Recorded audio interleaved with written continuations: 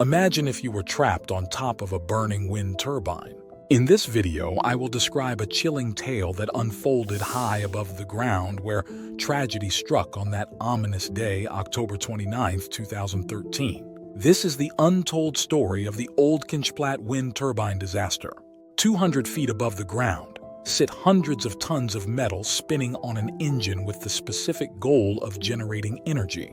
Windmills and wind turbines, when properly maintained and replaced, are generally safe machines with minimal human activity involved. On that fateful day, a team of 4 men, led by 21-year-old Arjun Cortis and 19-year-old Dan Coose, were assigned routine maintenance on 12 wind turbines at the Delta Winds wind farm in Utkinsplat, Netherlands. Little did they know they were about to face a ticking time bomb. The Vesta V66 model, no longer sold due to its outdated internals, had a troubling history.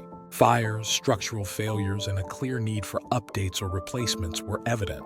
Yet, routine maintenance continued. As the team progressed through their maintenance routine, a short circuit triggered a devastating fire.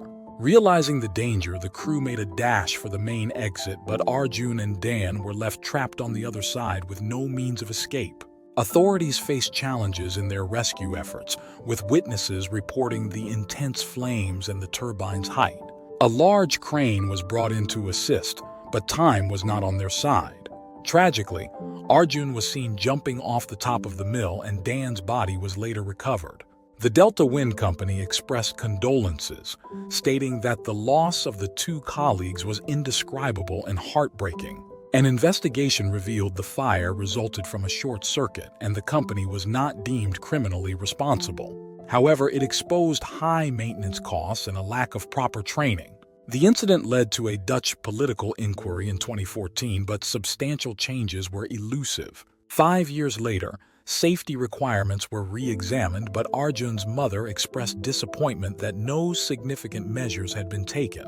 Despite the tragedy, this incident played a crucial role in establishing basic safety requirements for turbines in certain countries. In closing, we remember and pay our respects to Arjun and Dan, victims of the Utkinsplat wind turbine disaster.